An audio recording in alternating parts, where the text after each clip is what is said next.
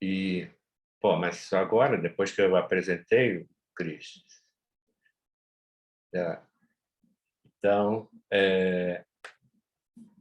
nós vamos dar continuidade, então, à nossa apresentação e, doutor Jair, pode ficar à vontade para iniciar a sua apresentação.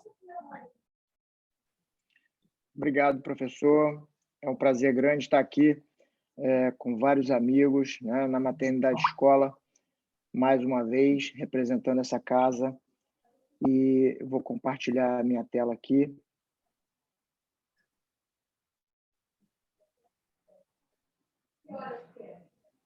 Tem algum áudio contaminando aí? É o seu, Cris? Engraçado, né? Todo mundo vendo aí a apresentação? Está aparecendo a apresentação? Tá. Muito bem. Então, mais uma vez, obrigado pelo convite, professor Nilson. O tema sempre de muita importância, não é? Gestação gemelar. A gente tem um ambulatório específico há muitos anos lá na Maternidade Escola e a gente faz de tudo, então adquirimos bastante experiência ao longo desses anos.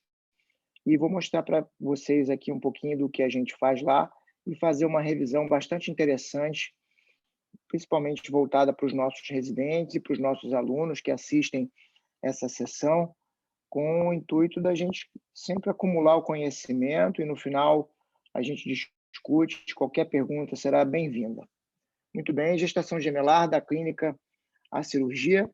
Vamos fazer uma breve referência à epidemiologia aqui, para a gente calcular em torno de 1% das gestações, dependendo da situação, 1,1 até 1,5, falando quando a gente fala de gestação fruto de reprodução assistida.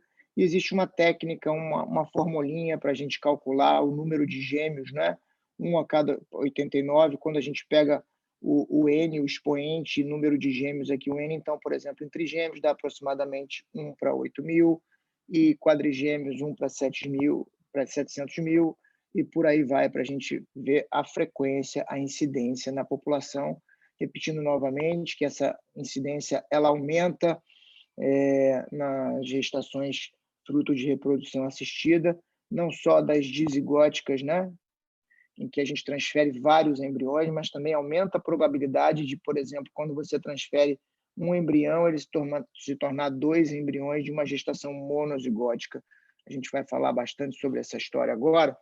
E o mais importante de tudo, eu sempre digo isso, que a mensagem principal para quem está começando, principalmente no início da gestação, é você classificar a corionicidade, principalmente a corionicidade da gestação, né? A minionicidade ela vem na sequência, mas se você classificar a corionicidade, você já andou mais da metade do caminho. Então, a gestação pode ser dicoriônica, obviamente ela será dicoriônica e todas terão que ser diamnióticas quando elas são dicoriônicas, frutos de 2 placentas. Córion, do grego, significa casca ou invólucro. Monocoriônica ou diamniótica, quando ela tem uma placenta e 2 âminos separados, sendo que você, por isso, não tem 2 córios, essa membrana ficará menos espessa, mais fininha. E monocoriônica, monoamniótica, quando os bebês estão ocupando a mesma cavidade amniótica. Essa classificação e essa divisão ela vai acontecer de acordo com o dia da divisão do zigoto em 2 indivíduos. Então, se a gente for olhar uma gestação dizigótica, fruto de 2 espermatozoides e 2 óvulos, o ovo, ou zigoto, segue caminhos distintos e cada um dentro da mesma cavidade uterina vai mergulhar no endométrio e formar a sua placenta. Então, uma gestação dicoriônica, e a gente vê que cada um tem a sua bolsa. Então, uma gestação, a gente fala dicoriônica, diamniótica, mas é uma redundância. A gente não precisa falar, mas classicamente a gente fica chamando essas gestações de DIDI, dicoriônica e diamniótica. Quando a gente vai para a gestação monozigótica, essa divisão vai depender, essa placentação vai depender do dia em que ocorre a divisão. Então, se esse zigoto aqui, né, no dia da fecundação, ele se divide até o 4º dia, ele vai se dividir completamente em 2 indivíduos distintos, com 2 córions, né, blastocistos, e cada um vai seguir o caminho da dicoriônica, 2 placentas. A gente não consegue identificar se esses bebês são monozigóticos ou dizigóticos, salvo, na maioria das vezes, se os sexos são distintos, a gente vai saber que eles são dizigóticos, mas isso não faz diferença. O importante é saber quantas placentas tem.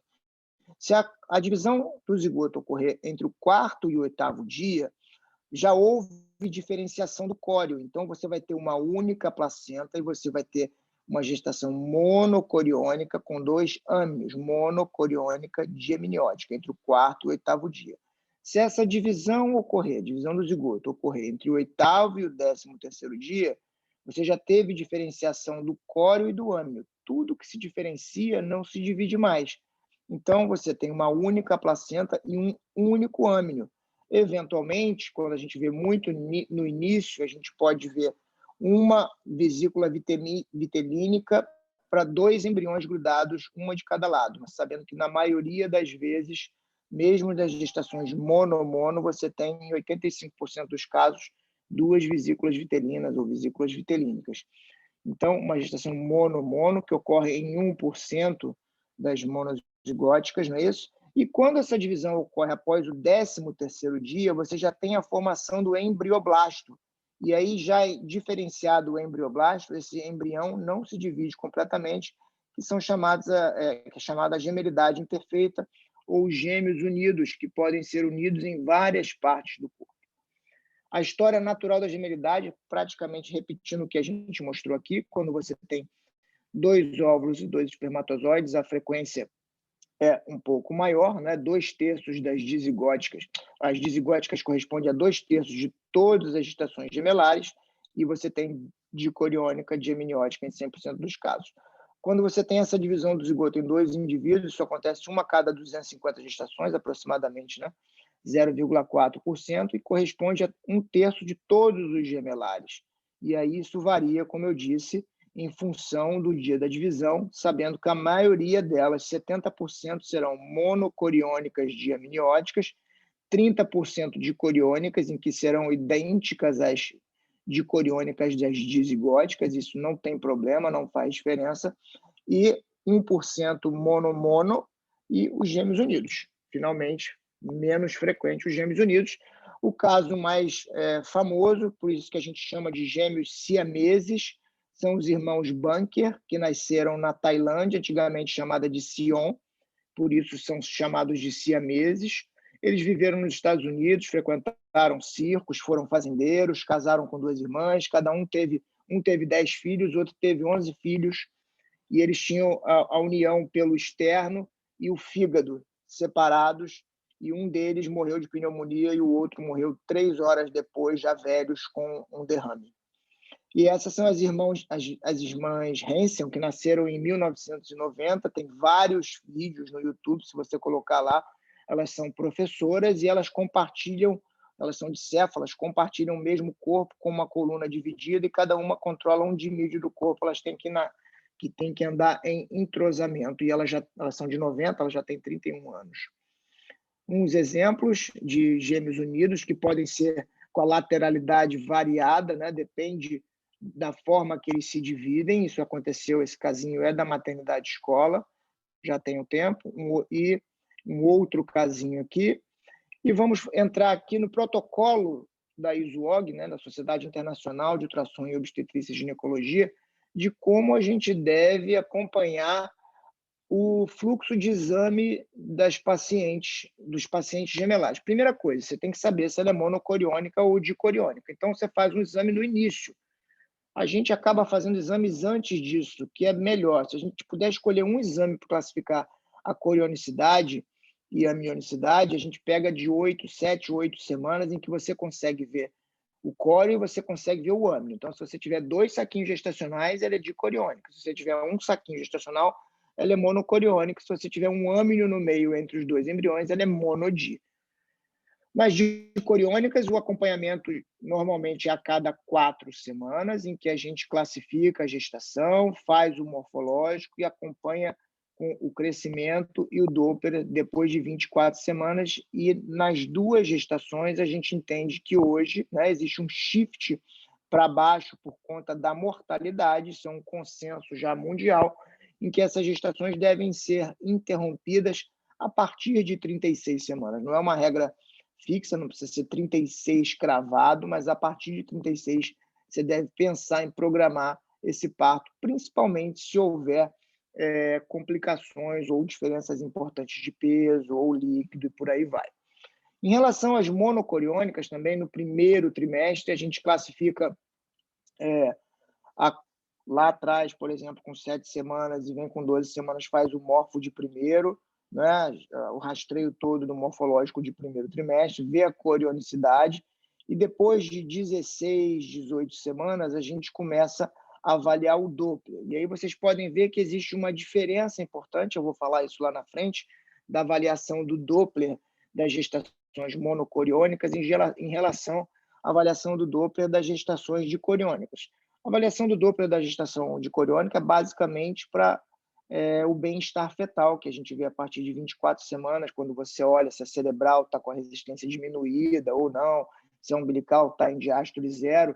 Isso é para ver a função placentária. Mas aqui existe uma função extra que também é para isso, mas a gente avalia muito a velocidade da cerebral média, porque existe uma doença, vou mostrar para vocês, que é o TAPS, a sequência de anemia e policitemia, em que um bebê fica anêmico e o outro policitêmico, e a gente tem em todos os exames que avaliar essa velocidade, porque senão a gente não pega esse diagnóstico. Ele vai passar na nossa cara e a gente não vai conseguir dar esse diagnóstico. Então, é obrigatória a avaliação da velocidade da cerebral média nas gestações monocoriônicas, sendo que essa avaliação, até o final da gestação, ela deve ser a cada 2 semanas.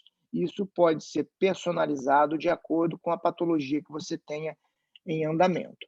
Outra coisa que eu não falei lá atrás, mas eu acho interessante também, que a gente também vai falar da síndrome de transfusão feto-fetal, ela já pode ser percebida cedo quando você tem diferenças importantes de translucência nucal no morfo de primeiro trimestre. Quando a paciente vem com 12 semanas, por exemplo, você vê um dos bebês com uma TN lá de 2,4 e o outro com uma TN de 1, eles têm uma diferença maior do que 20% da TN, não significa que vai acontecer, mas 50% desses casos praticamente vão ter síndrome de transfusão feto-fetal e você precisa ficar ligado.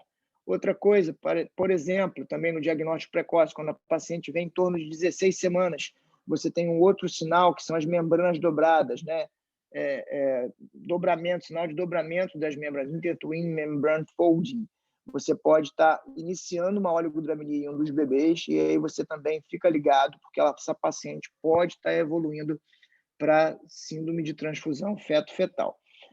Complicações clínicas das gestações gemelares. Quase tudo de ruim acontece com a gestação gemelar, acontece mais na obstetrícia. Então, a gente tem mais êmese, hiperêmese, mais pré-eclâmpsia, mais diabetes, anemia, esteatose, edemas, estrias, abortamento, ruptura prematura, parto prematuro por conta dessa sobredistensão, recém-nascido de baixo peso, restrição de crescimento, anomalias congênitas e hemorragia pós-parto, sabendo que as anomalias congênitas nas monozigóticas, né, nas monocoriônicas ou monozigóticas, também acontece nas dicoriônicas, frutos de monozigóticas, em 85% dos casos elas são discordantes. Então, significa que quando você tem um bebê, por exemplo, de uma monodi, em que um vem anencéfalo e o outro pode vir normal, a frequência maior é que isso seja dessa forma e não o contrário.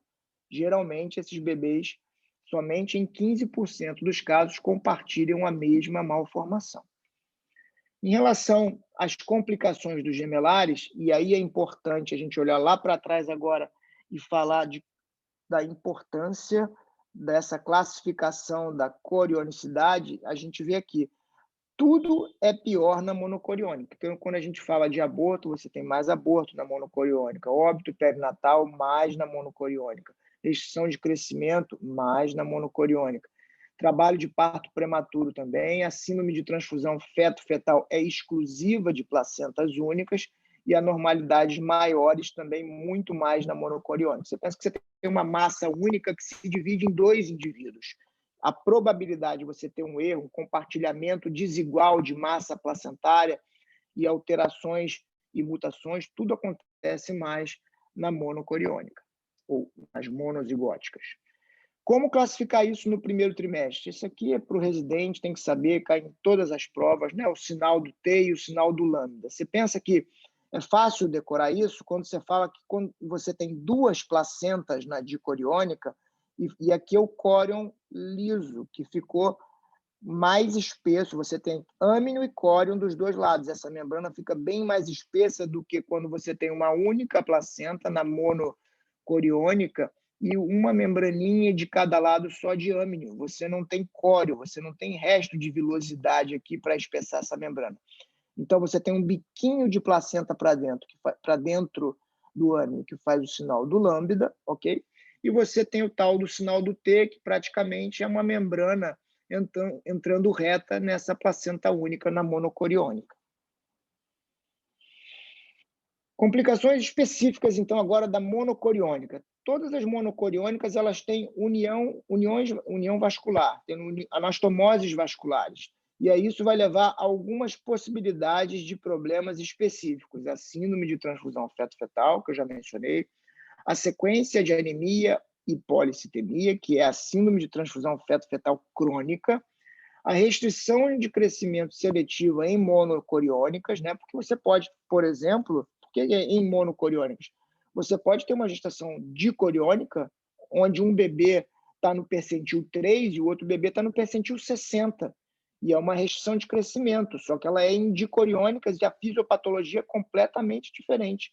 São duas placentas, uma que não está funcionando legal, não está trocando bem e esse neném não está crescendo, e a outra é uma restrição seletiva por conta de compartilhamento desigual da placenta, bem diferente, inclusive, a conduta para a gente seguir. E, finalmente, a síndrome do gêmeo acárdico, a gente chama de sequência TRAP, né, que é perfusão reversa pela artéria umbilical, geralmente uma artéria única, que a gente vai mostrar no final. Então, da síndrome de transfusão feto-fetal, hoje em dia, se você liga para algum colega, pega qualquer obstetra e fala assim, não, estou com uma síndrome de transfusão feto-fetal. Todo mundo ouviu falar de síndrome de transfusão feto-fetal, mas não é o único problema que tem na gestação gemelar monocoriônica. Ela comete aproximadamente 15% das monocoriônicas diamnióticas e 5% das monomono, sendo que o diagnóstico é bem mais difícil. E nas dicoriônicas elas não acontecem, não ocorrem, porque são duas placentas distintas, sem anastomoses. E aí um resuminho aqui, ó. Se todo mundo pegar esse slide aqui e botar na cabeça até o final, vou tentar minimizar aqui, não sei se está atrapalhando a minha cara, está atrapalhando aqui, pelo menos está me atrapalhando, vou botar para vocês aqui. A gente vai ver as principais coisas, tirando a sequência TRAP, que acontecem nas gestações gemelares monocoriônicas. Então, vamos entender em ordem de frequência. Restrição de crescimento seletiva. Basicamente, é quando você tem o compartilhamento desigual das placentas. E eles ocorrem muito mais, de forma muito mais frequente do que a síndrome de transfusão feto-fetal. 25% das monocoriônicas têm restrição de crescimento seletiva. Um feto fica pequeno e o outro cresce normalmente por conta de um cordão que geralmente entra na margem, está compartilhado desigual com uma área placentária menor e o outro mais central com uma área placentária maior. A gente costuma dizer o exemplo da pizza. Um está comendo um pedacinho da pizza e o outro está comendo a pizza inteira. E esse cara que está comendo um pedacinho pequeno da pizza, ele não vai crescer bem. E aí depois a gente vai para a síndrome de transfusão feto-fetal, que pode ser dividida em TOPS, sequência de óligo-poli, ok? E TAPS, sequência de anemia e policitemia. O TOPS é a síndrome de transfusão aguda, que está todo mundo acostumado, em que você tem anastomoses, né? Arteriovenosas grandes, em que um passa a ser doador, outro passa a ser receptor, e ela acontece, eu vou falar de cada um ainda, e ela acontece em aproximadamente 15% das monocoriônicas. E o TAPS, sequência de anemia e policitemia, é quando você tem anastomoses muito fininhas, em que eles não fazem óligo-poli, só que um fica anêmico e o outro fica polissistêmico. Por isso, como eu disse lá no início, a gente só consegue identificar isso, na maioria das vezes, olhando para a velocidade da cerebral média desses bebês, porque é assim que a gente verifica anemia fetal. Ela acontece de forma espontânea nas monocoriônicas em torno de 6% e após o tratamento a laser até 13%. Se a gente tiver isso aqui na cabeça, matou a charada de todas as monocoriônicas, pessoal. Continuando, então, vamos entender como que acontecem essas anastomoses. Geralmente, numa gestação única, de bebê único, quando você vem aqui, uma artéria umbilical, ela entra na placenta, vai lá na velocidade, no espaço interviloso, existe a troca, você tem um vaso, uma veia que emerge e ela volta para esse sentido. Está todo mundo vendo o meu cursor aí, o Nilson? Está vendo o meu cursor? Estamos vendo, Jair. Ótimo. Essa veia que está indo para o outro sentido, num neném único, ela volta nesse mesmo sentido. Então, muito bem, você entrou com a artéria sangue pobre em oxigênio, ele volta para a veia, como se estivesse passando por aqui, até o cordão umbilical.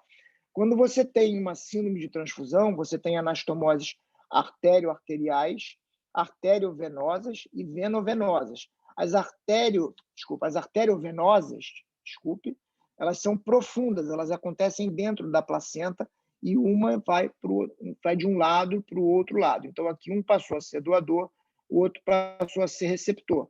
Você tem anastomoses superficiais também, artério-arteriais e venovenosas, né? São na superfície da placenta, essas daqui de baixo que vão levar à síndrome de transfusão.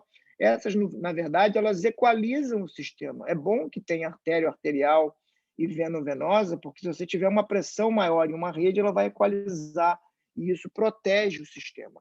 São essas arteriovenosas profundas que levam à síndrome de transfusão feto-fetal, coisa que é diferente na sequência de anemia e policitemia, porque elas têm um calibre muito fininho, mas elas também acontecem dessa forma. E aí, como acontece a síndrome de transfusão feto-fetal?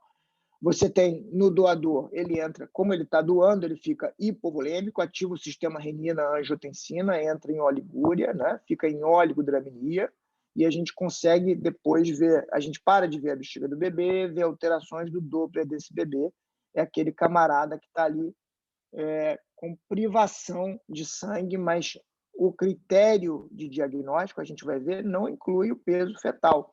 A diferença de peso não é característica da síndrome de transfusão feto-fetal, é característica da restrição de crescimento seletiva, que é uma doença completamente diferente.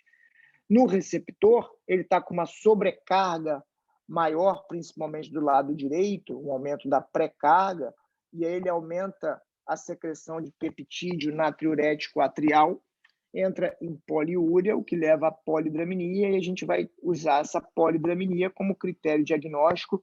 Não raro a gente vendo sobrecarga cardíaca desse bebê, com consequências, por exemplo, como estenose pulmonar e cardiopatia nesses bebês. Está aqui só para ilustrar o que acontece em relação à síndrome de transfusão feto-fetal, quando você tem as superficiais, elas se equalizam, e as anastomoses profundas que vão levar à síndrome. A classificação mais usada até hoje, na verdade, é a única que se usa mesmo, é a de Quinteiro, mas não é a melhor classificação, porque existem casos em que você jura que tem uma síndrome de transfusão, mas você não consegue classificar. Então, você fica ligado. O mais importante do que a classificação, eu vou falar para vocês, é saber quais são os principais critérios de gravidade que levam ao óbito de um ou de outro bebê, do doador ou do receptor. E eles, quando presentes, a gente sabe que mesmo a gente tratando, e esse discurso é muito importante a gente levar para o familiar, que a gente não fica com os números padrões gerais na cabeça. Quando você, por exemplo, são os dois critérios. Quando você tem um bebê hidrópico, né? Esse neném, a chance dele morrer mais de 95%, ou quando você tem um bebê receptor, um bebê doador, com o ducto venoso alterado. Esse bebê também tem uma chance muito grande de morrer. Quais são os critérios? A gente usa praticamente só 4, porque isso aqui não tem tratamento. Quando você perder um feto e o outro está vivo, você não vai fazer mais nada. Então, o estágio 1, simplesmente quando você tem diferenças de líquido, menor bolsão de 2, maior bolsão de 8 até 20 semanas, depois 10 centímetros, e a bexiga sendo visualizada dos dois. Quando você para de ver a bexiga do doador, você considera que é um estágio 2, ele está secão, ele está stuck, ele está preso na parede do útero. E muitas vezes esses bebês vêm classificados nesse momento aqui como gestação monocoriônica e monoamniótica, porque a pessoa que está fazendo o exame não está vendo uma membrana entre os nenéns. Não vai ver a membrana entre os nenéns, porque essa membrana está embrulhando esse bebê doador.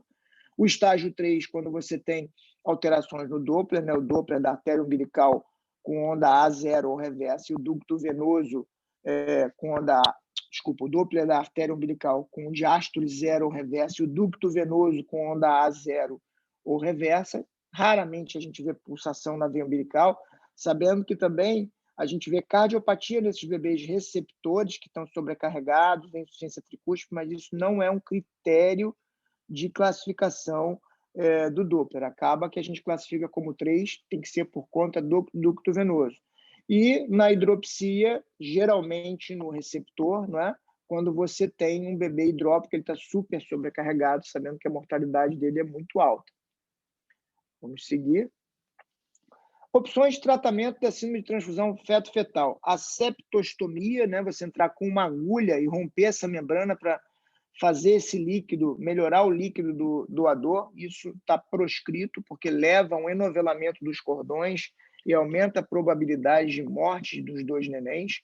A amniodrenagem seriada é uma ótima opção para lugares onde você não tem a cirurgia acessível, cidades em grotões, lugares mais longe, em que a paciente não tenha condições de transporte, ou, por exemplo, a paciente que o pessoal liga para a gente do interior, mas ela está com o colo muito curto e a gente sabe que vai evoluir para parto prematuro. Você fazer uma amniodrenagem guiada por ultrassom é uma coisa super simples e melhora o tratamento, tem resultados muito semelhantes à ablação a laser dos vasos placentários, sendo que você tem resultados neurológicos melhores quando você faz o laser, mas é uma ótima opção e não deve ser esquecida. Uma revisão da Cochrane mostra que você pode tratar todos os estágios da síndrome de transfusão, né, de 1 a 4, e o estágio 1 a gente pode seguir clinicamente, porque 70% dos casos de estágio 1, onde você só tem óleo e poli, essa paciente, esses bebês, eles podem estabilizar e eventualmente até regredir. Outra coisa, se você tem um estágio 1, né, você tem uma paciente com muito líquido e o outro bebê sem líquido e a bexiga visível, mas o colo está curto, não dá para esperar piorar. Você tem que tratar esse bebê, né, seja com drenagem, com ablação a laser, porque senão ela vai perder, porque vai entrar em trabalho de parto, ou porque vai romper a bolsa, e não porque esses bebês estão morrendo. Mais uma vez aqui, só ilustrando como é que é a coagulação. Eu acho que eu tenho um videozinho aqui para mostrar para vocês, rapidinho, como é que a gente faz a fetoscopia na maternidade escola. A gente tem muitos casos tratados desde 2013, que a gente aumentou essa frequência. Então, a gente entra no útero, a gente identifica os vasos que vão de um lado para o outro, identifica a membrana de um lado e do outro, aqui uma linha branca passando aqui, a gente sempre entra pelo lado do receptor, é onde tem muito líquido. A gente sempre, quando vê o bebê disponível para a gente, mostrando a carinha, esse bebê é o bebê receptor, que tem nesse meio de líquido ali, e depois disso, a gente seleciona aquelas anastomoses, entende o equador desses vasos e começa a cauterizar. A gente uma anastomose clássica aqui, em que um chega, vai de um lado, ele deveria voltar para o mesmo lado, depois vai para o outro lado. E hoje, depois de ligar esses vasos, a gente ainda liga os pontos que unem esses vasos para evitar o TAPS. Vou mostrar isso para vocês. Ok? Muito bem, vamos adiantar aqui para não ficar monótono, né? E a gente vai queimando, ligando os pontos, e a gente acaba provocando uma linha de ablação. Está aqui. As técnicas é muito interessante. Hoje a técnica mais usada é a técnica da dicorionização ou técnica de Solomon, em que você, depois de ligar os vasos, você une os pontos. Tá? Antigamente só se ligava as anastomoses e não se unia esses pontos, mas entre esses pontos que não foram unidos, existem microvasos menores do que 1 milímetro que podem levar à sequência de anemia e polistemia, em que essa transfusão vai acontecer de forma lenta, em que os fetos conseguem se equalizar e não fazem óligo-poli, mas fazem anemia e polistemia. Então, para evitar o TAPS, hoje a gente faz a técnica de Solomon, em que liga as anastomoses e depois liga os pontos. está aqui, só para ilustrar a técnica, ok? E isso é um casinho dos primeiros casos que a gente fez legal lá na maternidade escola. Esqueci de mencionar uma coisa para vocês lá para trás, esse caso, eu me lembro até dessa paciente, esses nenéns, eles são de 2013, então essas crianças estão com 8 anos. Esse casinho veio um bebê, era um caso misto, e isso não é raro de acontecer, era uma síndrome de transfusão com restrição seletiva.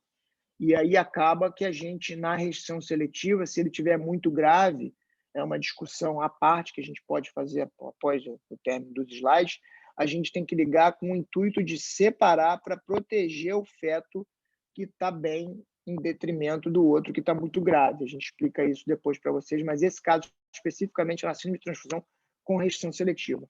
Na sequência de anemia e polistemia, como eu disse para vocês aqui, ó, a parte branca da placenta é o bebê anêmico, enquanto a parte mais escura é o bebê policitêmico, com anastomoses muito fininhas, né? A gente identifica isso somente de um jeito, avaliando a velocidade da artéria cerebral média. Então, quando você tem nesse bebê receptor, no doador, no anêmico, a velocidade fica acima de 1,5 múltiplo da mediana, e no doador, a velocidade cai muito, aqui está ao contrário, né?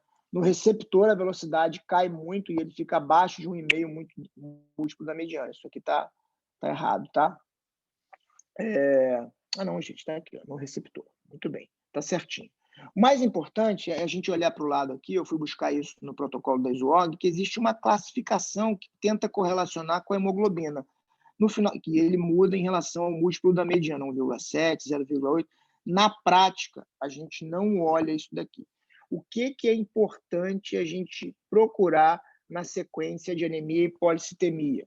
Primeira coisa de todas, olhar as velocidades. Em todos os exames, a cada 2 semanas, você tem que medir a velocidade com calma, corrigir o ângulo. Primeiro, corrigir o ângulo da cerebral média com a sua mão e depois ajustar lá na barrinha do volume de amostra lá para tentar ter uma velocidade fidedigna. E depois disso, você começa a desconfiar de outras coisas no bebê. Eles não vão fazer óleo poli, geralmente, mas existem alguns outros sinais em que você pode procurar. Um dos sinais é essa diferença, a gente não vai ver diferença de cor, mas a gente vai ver diferença de ecogenicidade na placenta. A placenta anêmica ela fica hiperecogênica e a placenta policitêmica ela fica mais hipoecogênica, mais preta. E isso acontece também nesse bebê que está policitêmico, esse fígado dele pode ficar mais hipoecogênico e os vasos hepáticos desse fígado vão se exacerbar e é um chamado sinal do fígado em céu estrelado. Recentemente a gente teve um caso que aconteceu isso e dessa placenta aqui, que dava para ver isso, e era uma gestação trigemelar, sendo que um par era monodi e esse par monodi fez TAPs e esses nenéns nasceram super graves. E aqui nessa imagem a gente consegue ver essas microanastomoses fazendo o TAPs dessa gestação. Restrição de crescimento seletiva nas monocoriônicas, como eu disse para vocês, é o caso mais frequente, né? É a doença mais frequente nas monocoriônicas, em que você tem um cordão marginal, aqui é uma placenta normal, ó, com os cordões um para cada lado, e aqui você tem um cordão central e um cordão marginal, onde esse bebê recebe pouca área da placenta. Então, não adianta eu pensar que nem na síndrome de transfusão, que eu tenho que vir aqui e separar, que vai resolver a vida dele, porque ele não está sendo acometido por esse bebê, por esse lado da placenta, na maioria das vezes. A gente vai ver isso. E existe uma classificação desde 2007, que é a classificação de Grata-Koch, em 3 tipos, tipo 1, 2 e 3. Então, a restrição de crescimento seletiva tem que raciocinar o seguinte. Primeira coisa, geralmente não faz oligopoli. Você vai ver o bebê pequeno com um líquido dentro da normalidade. E esse bebê pequeno, ele obrigatoriamente tem que estar abaixo do percentil 10. É lógico que tem que ter um bom senso, né, pessoal? Se o feto vem no percentil 12, o outro vem no percentil 60, poxa, não é isso. O feto não lê o livro, é um espectro de doenças. A natureza não funciona de forma estanque. Então, quando eles vêm apenas com diferença de peso, e um está muito pequenininho, é classificação tipo 1, sabendo que o Doppler está normal.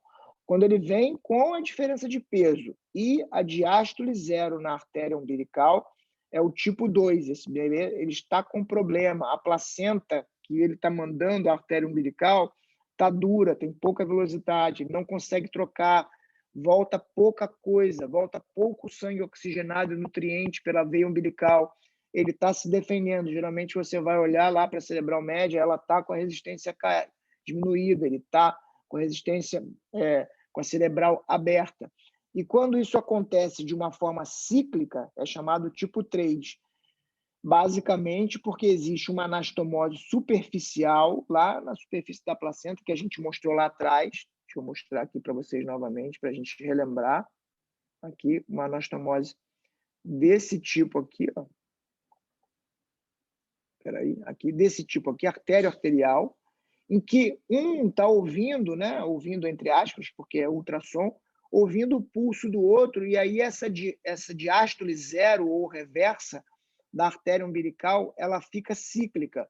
Para a gente reparar isso, tem que olhar na inserção do cordão umbilical, diferente da gestação geral, que a gente olha alça livre de cordão. Quando você olha na inserção do cordão, você percebe isso, e às vezes você vê diástole zero, diástole reversa e diástole num bebê que isso é tipo 3.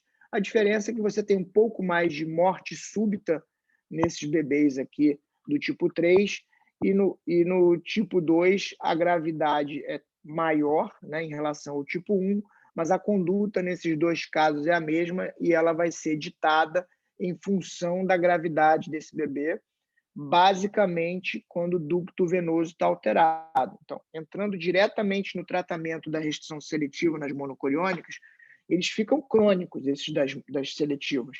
Você está vendo um neném ali que está com 24 semanas e ele está lá pequenininho, mas está com a sua diástole zero aqui no tipo 2, o ducto está normal, você marca uma semana, você marca 2 semanas, e quando você perceber que o ducto está piorando, e o critério que a gente usa na maternidade escola é o critério que é utilizado pelo pessoal da USP, né?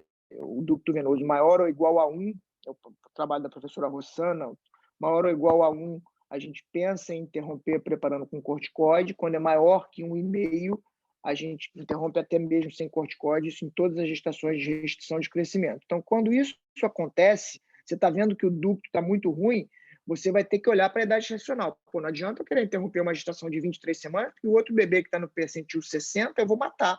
Então, não tem que fazer nada. Mas nesses casos em que um bebê está morredor, você precisa entrar, porque quando você entra, porque se ele morrer na gestação monocoriônica, todas as placentas têm anastomoses. Por mais que seja uma restrição seletiva, eles têm comunicação entre eles. Então, quando um morre, pensa que esse bebê que morreu acabou a cabeça de pressão que ele estava mandando de um para o outro, e o outro manda, ele sanguina agudamente, faz hipóxia.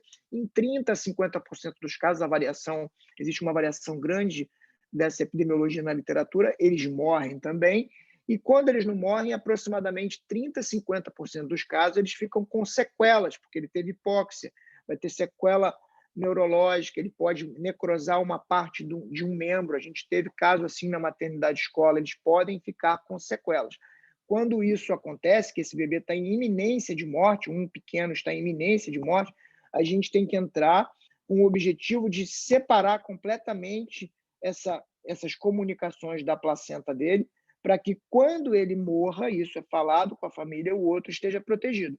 Fora do Brasil, e porque no Brasil não é lícito você entrar e clampear, simplesmente eles fazem um clampeamento desse bebê e protege direto. Vai lá, bota um clamp no cordão e ele vai morrer e o outro vai ficar mais protegido. Mas a gente não pode fazer isso legalmente no Brasil, então a gente separa para que quando ele morrer, isso aconteça, sabendo que em aproximadamente 15% dos casos, ele se vira e não morre, porque ele tinha um pouquinho de transfusão recebendo o outro, que é aquele caso que eu mostrei para vocês lá, que foi um dos nossos primeiros casos na maternidade escola. O tipo 1, como eu já disse, eu já expliquei tudo, diferenças de peso. O tipo 2 e 3, né, maior risco de hipóxia e morte, e aqui quando você tem diástole cíclica, sabendo que o importante é a gente acompanhar o ducto venoso desses bebês. As monocoriônicas e monoamnióticas, né? Você tem lá 1% de todas as gestações. O principal risco é o risco do enovelamento dos cordões, que acontece em todas as gestações. Então, a gente não consegue monitorar se o cordão vai estar enovelado ou não e prever essa morte súbita. Ele vai estar enovelado. E se vai morrer ou não, a gente não consegue. Então, a gente começa a trabalhar, na verdade, com a viabilidade. Todas elas nascem assim, com os cordões enovelados, e geralmente eles são próximos. Como estava no início do slide lá, que a gente botou, que a síndrome de transfusão feto-fetal, ela raramente também acontece em 5% das gestações mono-mono, e essas anastomoses, existem dois tipos de anastomose. A anastomose curta aqui, aguda, em que eles têm comunicações, e eles podem, comunicações grandes, e eles podem ter por morte súbita, por exemplo, um bebê de 20 semanas em que o coração para, e para toda hora, a gente vê isso na nossa prática. Se esse coraçãozinho aqui desse bebê parou, o outro vai continuar batendo, esse aqui vai sanguinar, e aí os dois morrem. Isso é a transfusão aguda na gestação mono-mono. Ou você pode também ter anastomoses que dão a volta na placenta e vão se encontrar do outro lado, né, na síndrome de transfusão feto-fetal. E o diagnóstico, na verdade, a gente não vai conseguir com oligopoli, já que eles têm uma membrana única. Você vai ter uma polidramnia e no bebê doador você não vai ver a bexiga. É a forma de você dar esse diagnóstico.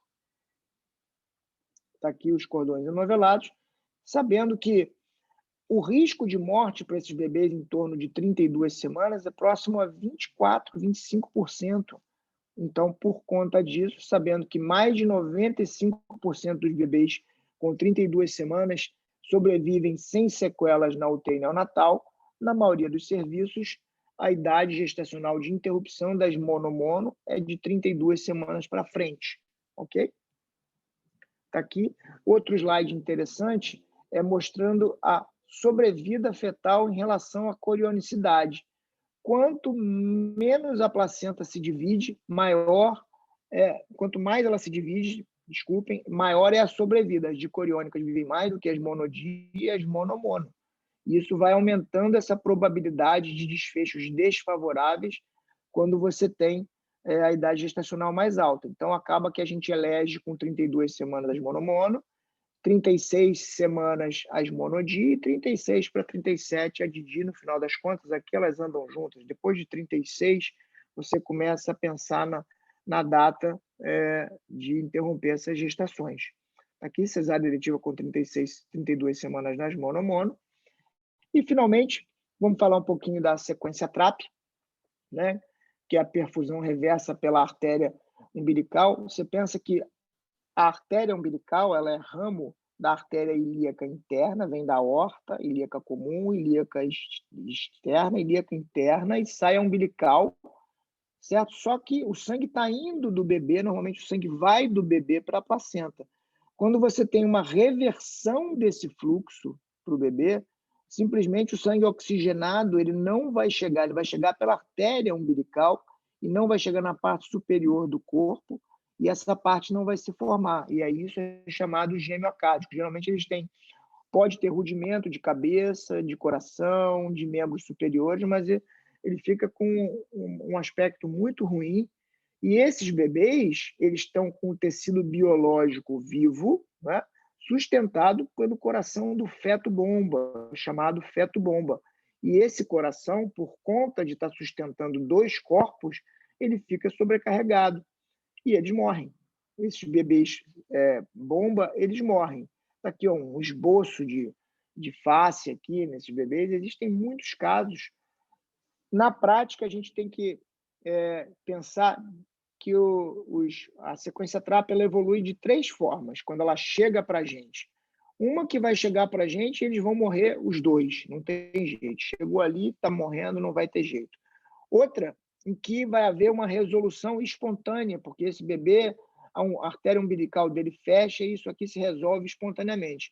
E a outra, em que esse bebê, né, em que o acárdico ele continua crescendo, sobrecarregando o feto-bomba, e é nesse daí que a gente tem que entrar para tentar coagular aqui o cordãozinho no abdômen. Aqui um casinho lá da maternidade escola em que a gente vê um acárdico hidrópico, né? Ele não tem a parte superior do corpo, e o cordão do bebê bomba vindo da placenta, e esse bebê já não tinha mais fluxo aqui. A gente muitas vezes tem que entrar, não se sabe, existe um trial em andamento que está parado desde 2015, porque os caras não conseguem selecionar casos, chama TRAPPIST, né? O estudo da sequência TRAP, em que a gente não sabe se é melhor fazer logo quando o bebê chega até no primeiro trimestre, né, com laser intersticial, por exemplo, queimando lá na barriguinha do acárdico, ou se pode fazer mais tardiamente. A impressão que a gente tem, e a gente vai ler na literatura, que os colegas colocam, não, 70% de sucesso, e eles fazem ou por ablação em radiofrequência, ou por coagulação bipolar, ou por laser intersticial. Aqui na maternidade escola, a gente faz com laser, a gente entra e queima lá na barriguinha do acárdico, a gente não tem experiência com radiofrequência e com o bisturi bipolar, a gente não tem. Mas a percepção que a gente tem dos casos que a gente avalia é que em torno de 50% sobrevivem. Muitas vezes a gente faz, dá tudo certo, e depois ele volta, e aí o bebê, que é o feto bomba, ele morre. É um caso sempre difícil.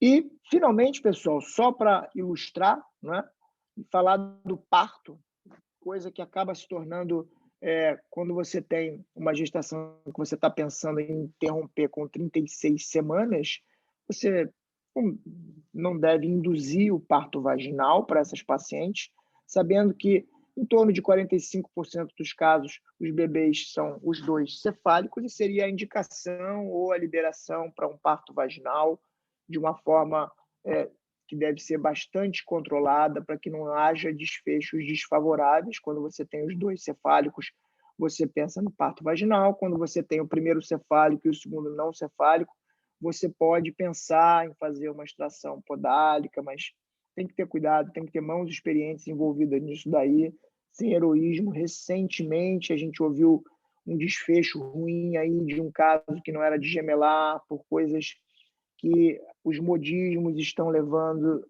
a desfechos ruins, prejudicando a nossa assistência, né?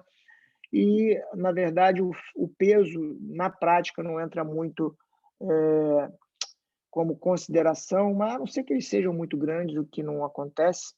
Mas o resumo da ópera do parto em gemelar é o seguinte: olha, então os dois cefálicos, está legal? Ah, tá. Como é que tá? Está em trabalho aí, está com 6 centímetros, estão evoluindo bem. Ah, então dá para levar? Dá. Sabendo que mesmo com os dois cefálicos, pélvico nem pensar, por causa do encadeamento das cabeças, mas mesmo com os dois cefálicos você pode ter distócias, não é? Por conta desse bloqueio. E nas apresentações não cefálicas, você tem que ter muito cuidado. Era isso que eu tinha para falar, meus queridos. Muito obrigado aí, professor Nilson. Deixa eu abrir o som aqui de todo mundo, professor. Pronto. Ok, obrigado, Jair. Excelente apresentação, né? Bem completa, né? E abordando vários aspectos da gestação gemelar, né? E eu queria, Jair, inicialmente, fazer uma pergunta, né? Você, quando comentou sobre restrição seletiva, né? E que no exterior, né? Você, quando um neném está extremamente comprometido, você pode clampear o cordão e resolver e levar ao óbito essa gestação. Agora, o que eu sempre tive isso em mente, assim, isso é viável? Por que no feto acárdico a gente não pode fazer esse clampeamento? Excelente pergunta, obrigado pela pergunta. A gente pode, mas a gente não tem o equipamento adequado.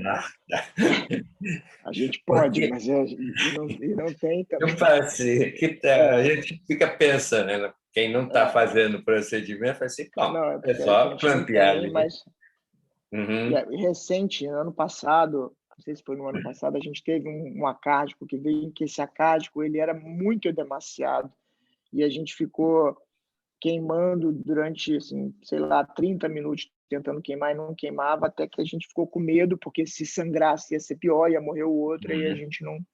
E ele acabou nascendo e ficando bem, porque ele não morreu, mas era um acádico muito grande, né? E a gente ficou com medo. Então, deve ser um desafio também com o próprio clamp, mas é uma coisa para se pensar aí, para a gente adquirir sim, professor.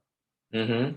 É uma ideia, né, para a gente facilitar, né, a resolução nesses casos, né? Outra coisa, Jair, você poderia comentar de novo sobre a alternância do Doppler da artéria umbilical, né, entre diástole zero e não e diástole, né? Você podia dar Com uma... certeza, com certeza. Deixa eu voltar aqui, ó. Uhum.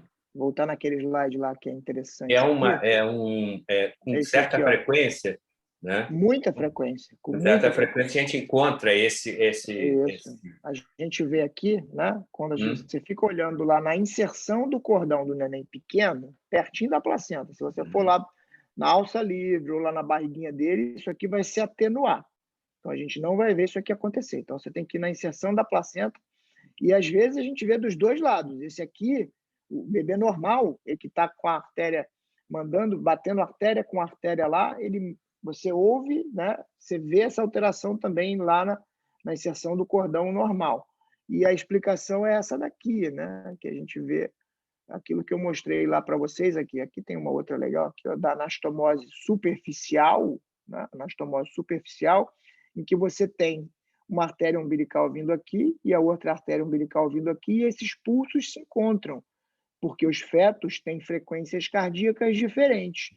E aí, esse pulso, quando bate nessa onda, você consegue identificar na superfície da placenta aqui uma diferença de onda. Então, quando essa onda de pulso está fazendo muita força contra, você tem uma diástole reversa aqui. Quando ela está quase indo no mesmo sentido, você fica com uma diástole cheia. É isso que acontece, por conta de anastomoses artério-arteriais, em que você tem esses dois bebês.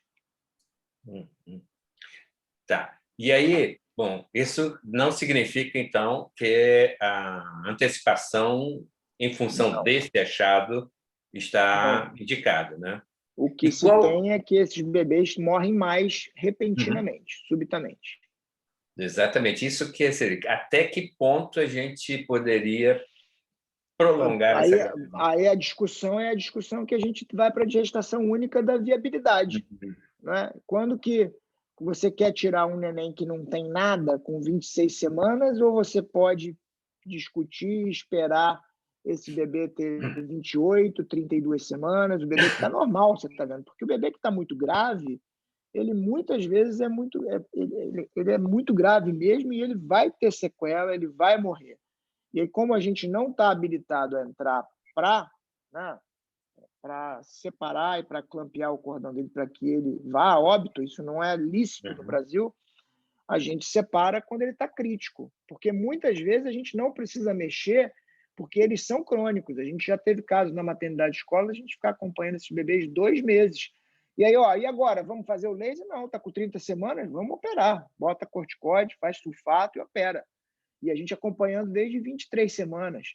E você vai olhando toda semana, a cada 2 semanas. Então, é importante, e aí a mensagem, quando você tem um caso diferente, mandar para o serviço especializado. Essa semana mesmo, lá no Caxias, eu tive a paciente, é uma monodi que chegou para mim, que não tem nada, eu tinha visto com, sei lá, com 20, aí agora voltou com 22, e o convênio, a operadora questionando, mas por que vai fazer outro exame? Porque já fez tem 2 semanas. E aí eu tive que justificar, porque o acompanhamento de monodia a cada 2 semanas, e eles entubaram. Não sei, vamos ver daqui a 2 semanas como é que vai ser, mas vai ter que ir dessa forma. Porque quando você está no consultório com uma monodia, essa mensagem vai para todos os colegas que estão na sala. Monodia no consultório, pessoal, não é a frequência de ultrassom a mesma que a gente pede para paciente que está fora. O ultrassonografista tem que ver mais a paciente do que o clínico, do que o obstetra. Ele precisa ver a cada 2 semanas e sinalizar essa diferença. Tem que ver, tem que medir cerebral média. Se você está mandando para o colega que não está fazendo dessa forma, mas não deu nada. Não deu nada, mas ele está perdendo a oportunidade de dar um diagnóstico. O diagnóstico do TAPS, principalmente, ele é muito sutil, passa na nossa cara e quando chega gravíssimo, morrendo. E eu e o Cris temos alguns casos lá na maternidade escola dessas pacientes assim, inclusive até parente de residente. Exato. Inclusive porque, até sobre esse aspecto, né, da alternância de diástole zero e com diástole, a frequência de restrição seletiva é maior do que da própria transfusão, né? Então, quer dizer, com mais frequência a gente vai poder, com maior frequência a gente vai poder encontrar isso. E bem falado, professor, aquilo que eu já frisei lá atrás, é muito mais provável a gente ver uma restrição seletiva do que ver uma síndrome de transfusão. E aí o pessoal bota lá e bota aquela coisa do passado, assim, biometria de 20 semanas, mais ou menos 3. Não pode. Você tem que botar o percentil do peso de cada um. Então, tem 20 semanas, e esse aqui que está com 20 semanas está no percentil 50. E esse aqui, que também, obviamente, tem 20 semanas, ele está no percentil 5. Pô, tem que ficar olhando para esses caras aí, tem alguma coisa errada. Não pode botar a margem porque a margem de erro varia muito com 20 semanas. Né? Se um tem 450, o outro tem 500, já tem uma diferença importante aí de 10% entre eles. Né? Exato. Ok. Vou, então, abrir para a sala. Quem deseja fazer alguma pergunta ou algum comentário? Começando pelo Cris. Manter a tradição. Primeiro, parabenizar, pô, meu irmão. Hoje de manhã a gente se falou, eu falei, pô, cara, você não vai conseguir falar sobre toda a gemelidade, inclusive parto, etc., na hora da sessão. Cara, além de você conseguiu de forma brilhante, pô, foi super objetivo e ao mesmo tempo completo. Parabéns, excelente, Jair. Jair também é ocupado de eu gostar desse tema, de estar lá no ambulatório. Acho que foi 2013 ou 2014 que você me convidou lá para... Me convidou, não, me intimou lá para ajudar lá no ultrassom no gemelar. E, enfim, foi uma coisa que acabei sentando, estudando, e é um tema que eu, no final das contas, acabei me apaixonando. E, enfim, a gente segue esse caminho junto toda quinta-feira lá na maternidade. E sempre aprendo muito, a gente sempre estuda muito, sempre pega casos que são desafiadores. Enfim, você botou o que está no livro, a parte didática, mas tem muita zona cinzenta aí entre tudo que você explicou aí. Então, a gente tem que queimar muito a cuca lá. A gente senta com os residentes, discute. Enfim, foi excelente, Jair. Não tem jeito, eu vou repetir algumas coisas que você falou, porque como a gente está cheio de residente aqui, esse é o nosso mantra, né, lá no ultrassom. Então, repetindo, não se dá laudo de gemelar sem definir cronicidade. Então, isso é regra. Isso já falei a gente sempre fala com os nossos R4, né? Se eu receber um laudo de um ex-R4, não vou definir cronicidade, vou lá onde estiver eu mato. Eu como fígado. Isso é inaceitável hoje em dia. E, claro, todo ultrassonografista, todo fetólogo, todo obstetra que se propõe a fazer esses exames de gemelidade tem que definir a cronicidade, ok, tem que avaliar líquido amniótico sempre, tem que fazer a cerebral média, depende de qualquer outra coisa, ajustando o ângulo, exatamente como você mostrou. Tem que avaliar peso, tem que ver como é que está esse crescimento, nem sempre você vai esperar ele ficar abaixo do percentil 10, enfim. Tem que raciocinar em cima, não é fácil, nem sempre é fácil, quem não tem essa vivência, conseguir, muitas vezes, fazer um diagnóstico de uma forma precoce. Umbilical, exatamente o que você falou, o Doppler da umbilical tem que ser feito na inserção placentária, isso tem que ser... a gente tem que... Mas nem sempre é fácil, a gente às vezes tem dificuldade, principalmente em estações mais avançadas, a gente ir lá na inserção, principalmente quando a placenta é posterior, mas a gente tem que tentar dar um jeito, ou se esforçar ao máximo para isso. Viu outra coisa também que a gente sempre conversa com os residentes, você achou que está diante de uma gestação mono-mono, lembrando que mono-mono é uma gestação rara, né? 1% ou menos de 1% dos casos de gemelidade. Esses casos, desconfie e vê se você não está diante de um STT. Quantas pacientes são encaminhadas para a gente como mono-mono, a gente vai lá, na verdade um dos bebês está todo stuck, sem líquido nenhum, membrana envelopado toda pela membrana, e o outro está com a pólio. Então a gente tem que olhar com muita atenção, claro que tem mono-mono, mas a gente sempre desconfia e sempre correr atrás desse diagnóstico. Outra coisa básica que você explicou muito bem, Jair, lembrar que às vezes tem uns conceitos mais antigos, pessoal associa muito STT com diferença de peso, isso não é verdade. A diferença de peso está associada, o diagnóstico da diferença de peso, a restrição seletiva. STT normalmente não cursa com diferença de peso, sim com diferença de líquido, alterações hemodinâmicas, como você explicou muito bem. E, por fim, o que estava falando agora sobre o Doppler intermitente, umbilical, o diástole intermitente, lembrar que isso pode acontecer, inclusive, na gestação que não tenha restrição seletiva. A gestação monocoriônica pode ter isso. Está associado também com morte súbita, mas em menor quantidade. Tem de ter uma evolução mais benigna que naquelas pacientes que tenham restrição seletiva. Mas, enfim, tem que ficar de olho. Às vezes, essa paciente é melhor acompanhar semanalmente, em vez de 2 semanas, cada 2 semanas, mesmo tendo um crescimento adequado, mesmo o resto do Doppler estando legal. Na maioria das vezes, essa paciente, à medida que a placenta vai crescendo, a vascularização, enfim, vai crescendo também, o volume de sangue vai aumentando, isso tende até a sumir. Mas acho que não é interessante a gente papar mosca nesses casos. E, mais uma vez, dar oportunidade também para o resto, para os residentes falarem. Parabéns, meu irmão. Aula brilhante. Obrigado, Cristos. Okay. Eu acho que... Obrigado, Cristos. Deixa eu só complementar aqui, professor. Uhum.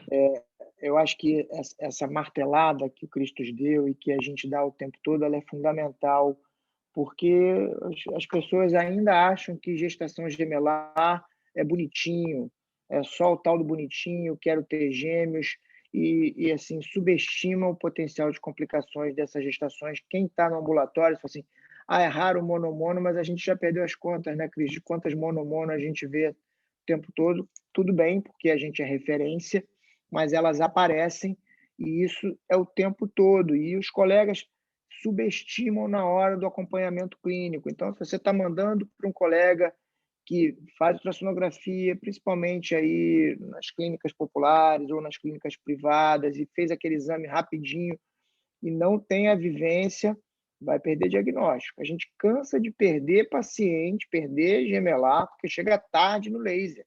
Eles chegam tarde. E quando vê aquela paciente com aquela barrigona ou aquele neném que está com algum problema, outra coisa também importante nesses bebês, e aí tem que discutir com a paciente, tem muita cardiopatia no receptor quando ele vem com síndrome de transfusão, a gente vê isso o tempo inteiro. Então, tem que ter um olhar diferenciado no coração do gemelar, de qualquer forma, tem que olhar para esse coração, porque não é só isso. Às vezes você está vendo lá, tem uma diferença discreta de líquido e o coração dele já está detonado, uma insuficiência tricúspide grave, estenose pulmonar, e o pessoal deixa passar. E quando vê, não, já tinha... Eu acho que o importante é a gente focar no diagnóstico, passar a bola para os mais jovens aqui, porque a gente está ficando velho mesmo, tem que ensinar para que as pessoas consigam nas suas áreas. Eu estou vendo aqui Natália Neio, lá de Campos dos Goitacazes, nossa ex-residente aqui, já é nossa fornecedora de pacientes. Campos da Natália e da Melina tem uma quantidade de pacientes que chega não só na maternidade escola, mas também nas clínicas privadas da gente, muito grande, porque elas entendem que elas têm limitação nesse acompanhamento lá e compartilham isso com a gente. É isso aí. Professor. Ok. Bom, aproveitando, Jair, você, durante a apresentação, se deixou um assunto para comentar no final, né? Que seria concomitância, se não me engano, era a concomitância de transfusão e de síndrome de transfusão. Sim. Com restrição seletiva, né? Então, agora você prometeu. Vamos lá. Ótimo. E isso é um desafio de raciocínio, na verdade, até para o diagnóstico. Por exemplo, quando você tem uma restrição seletiva em que o ducto está alterado, e aí ela também está com polidrâmino nesse receptor, esse ducto está alterado por causa da restrição seletiva, ou esse ducto está alterado porque é um estágio 3 de quinteiro? A gente não vai saber. Não dá para responder isso. A gente escreve alguma coisa lá porque tem que escrever. Geralmente a gente escreve para o lado da pior doença, né? Mas a gente não sabe exatamente o que acontece. Então, o mais importante de tudo isso não é o detalhe do diagnóstico, e sim o detalhe do que a gente deve fazer e o detalhe do prognóstico. Saber, olha, um ducto que está ruim é ruim mesmo. Esse neném, são as duas coisas que a gente encontra que levam a gravidade para pior, né? É o ducto ruim nesse doador, nesse pequeno, e no receptor, quando ele está hidrópico. Esses caras morrem muito. Então, se o bebê vem sem ter essas coisas, primeiro que se ele for só restrição seletiva, você não vai mexer. Mas se ele veio com STT, com síndrome de transfusão, você vai ver poli em um e não vai ver óligo no outro. Pô, mas espera aí, um cara veio com 15 de maior bolsão, aquela paciente que está com aquela... E aí é o detalhe, isso não está no aplicativo do GrataCois lá na Fetal Barcelona que você bota ali, você tem que pensar.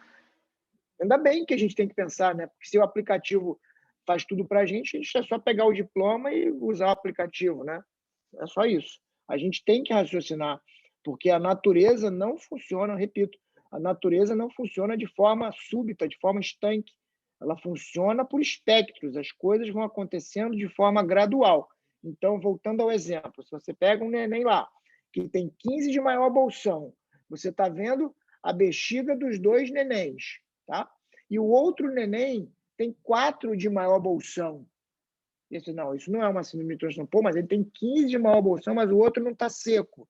E ele também está, esse pequeno está abaixo do P10, com o Doppler normal, aí você pensa, poxa, eu tenho um caso aqui de uma provável síndrome de transfusão que eu não consigo classificar, porque esse cara está com poliúria, ele está recebendo muito sangue do outro, que está pequeno, e também tem uma restrição seletiva. E aí, o que eu faço? Aí você vai no detalhe. Primeira coisa, medir o colo. O colo está medindo 17. É sala. Não tem jeito.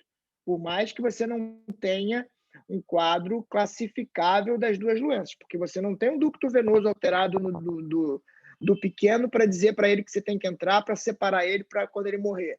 E você não tem ali nem um estágio 1 para dar diagnóstico. E aí isso não está no aplicativo. Mas você tem que operar, porque ela está com colo de 17, se você não fizer nada, ela vai morrer. E é uma cirurgia mais difícil, porque quando você entra... Estão me ouvindo? Sim, sim. Tá. Porque quando você entra nessa cirurgia e tem líquido do outro lado, esse líquido do outro lado ele atrapalha a visualização e a gente fica com dificuldade de selecionar esses vasos. Ou, às vezes, nem tem tanto líquido, quando você tem uma situação que você não tem tanto líquido, você entra, a gente tem que injetar líquido para fazer o polidrâmino e conseguir enxergar essas anastomoses. Isso é o detalhe, realmente, que deve ser feito no centro de referência. Mas se você tem 25% de restrição seletiva das monocoriônicas, né? 25%, um quarto delas fazem restrição seletiva e 15% fazem síndrome de transfusão, pô, só fazer aquelas bolinhas lá das interseções, quando a gente era lá da 5ª série, antes até da 5ª série, que elas vão se encontrar. As doenças vão acontecer ao mesmo tempo. E, eventualmente, vão acontecer as 3 ao mesmo tempo, com a TAPS também. E aí o raciocínio ele é sempre individualizado. Não dá para fazer assim, ó, quando você tem as 2, você tem que fazer isso. Não, você tem que sentar, discutir o caso, pensar, vamos fazer... Aí, qual a idade gestacional? Vale a pena tratar? Não, está com 27 semanas. Às vezes a gente trata síndrome de transfusão, não, mas o livro fala que tem que fazer até com 26. A gente cansa de tratar síndrome de transfusão com 27 e a gestação vai a 34. E a gente ia sacar fora com 27... 2 nenéns graves que sangram na cabeça, que fazem broncodisplasia, SARA, que fazem enterocolite, e a gente leva eles cada um para 2 quilos. Então, essa é a diferença do tratamento personalizado da doença fetal. É isso, professor. Ok. Obrigado, Jair. Então, eu queria abrir para a sala a oportunidade de tirar alguma dúvida ou fazer algum comentário. Os residentes acho que estão ávidos, né? Nem a Natália, que eu falei o nome dela, se digna a abrir o microfone e dar uma boa tarde aqui para a gente. Mole? Deve estar lá no consultório só ouvindo. Ó. Nem...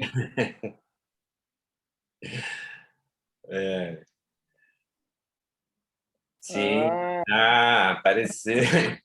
Estou no plantão, Jair.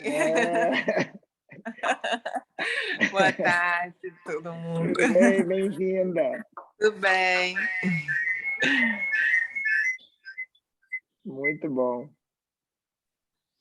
Alguém deseja fazer alguma pergunta? A pessoa deixa de ser residente, mas a gente não deixa de continuar puxando a orelha, né? Até para sempre, velho.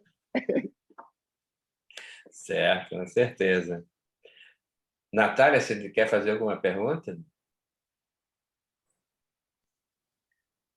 Não, professor, a aula foi maravilhosa, como sempre, muito esclarecedora.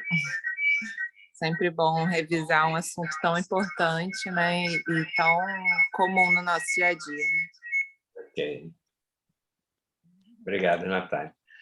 Bom, a gente gosta sempre de lembrar, né, que num assunto desse tão importante e vasto, né, porque a quantidade de informações e de conhecimento que a gente tem que ter em relação à gestação gemelar, né, é muito grande, né? Então, quer dizer, tem uma área assim propícia a dúvidas, a questionamentos, né? E a gente fica sempre ressentido da ausência dos residentes em questionar, em fazer alguma pergunta, né? Então, como sempre, a gente está esperando, né, que a participação dos residentes seja um pouquinho não, mas apareça, né? Participe, os residentes participem mais das nossas sessões, né? Porque, na verdade, essa sessão, né, é uma sessão dos residentes, né? E para os residentes, né? Então, acho que a gente sempre tem que lembrar disso. Professor Nilson. Diga, Fernanda. Fernanda.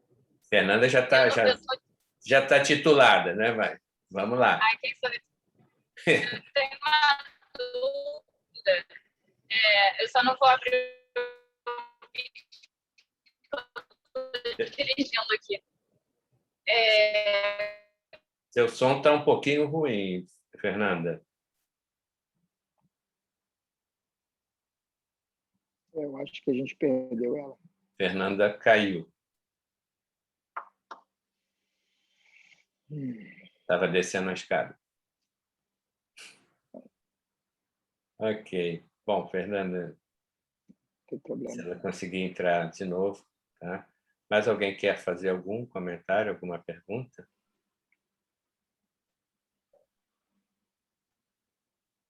Vocês estão conseguindo? Está conseguindo? Oi? Está falhando um pouco. A gente... Eu estou no meio do Rebouças aqui, peraí. A interrupção na gestação, nas monodia ou mono-mono, a gente antecipa por conta desses fatores que o Jair comentou. A minha dúvida é, nas mães que têm diabetes, com pré-eclâmpsia, que a gente já antecipa o parto, a gente anteciparia mais ainda nesses casos, visto que elas têm mais chance de fazer até mesmo pré-eclâmpsia, essas gestações monodia ou mono-mono? Não, só se a gente já está antecipando antes do corte do diabetes, da pré-eclâmpsia, né? Já fica um pouco antes. Então, a gente não precisa dizer mais para baixo ainda, né? O 36 ali, eventualmente, se você tiver pré-eclâmpsia grave, não é? E aí vai ser outro motivo clínico de interrupção, desconsiderando o gemelar. Fala a doença que está grave ali, paciente que está internada no centro obstétrico, por exemplo, pressão de difícil controle, com 34 semanas, você vai ver de outra forma. Se tiver com a doença controlada, você vai considerar o protocolo que leva à idade gestacional mais cedo, que é o protocolo do gemelar. Uhum. Perfeito. Tá. Vale o protocolo que é mais precoce e não vai somar e dividir por 2, né? Acho que modificar esses pontos de corte do gemelar somente se a intercorrência clínica tiver uma gravidade extrema que vai modificar a indicação desses pontos de corte que já estão bem baixos, né? Então, quer dizer, acho que vai modificar sendo ou não gemelar, na verdade. Exatamente. Uhum. Sim. Tá ótimo. Okay. Obrigada. Professor, só queria acrescentar uma coisa aqui. Diga. Em relação ao que o senhor falou dos residentes, né? Tão importante que eles estejam presentes e a gente Eles vêm, mas eles ficam tímidos, a gente fica batendo. Antes era presencial, não vinham, agora está aqui. Poxa, a gente está aqui, ó, 1 hora falando um assunto tão rico, tão importante, faz diferença. E aí eu peço aí para o senhor interagir com a Fernanda, com o Ivo, para que estimulem, se não seja no amor, seja na dor, né? Para que eles frequentem na Marinha. A gente fala só a violência gera compreensão. Gera compreensão. Né? Para que eles venham. Pô, tem gente de Moçambique aqui assistindo a gente. Muito obrigado, colegas de Moçambique que estão aqui, colegas queridos, professora doutora Eunice está na sala, Eduardo Salum, colega Liomar, tanta gente que eu conheço há tanto tempo está prestigiando e vem sempre. Glauci, minha colega de turma, pediatra, está na sala. Os nossos residentes que são daqui, Sidney todo dia, o Rocha. Sidney, e as pessoas não vêm. Quer dizer, se quem é mais velho acha interessante, quem é mais novo está subestimando a necessidade do que vai fazer falta lá na frente para vocês, quando estiverem na prática, que vão querer assistir e não vão ter tempo. É isso.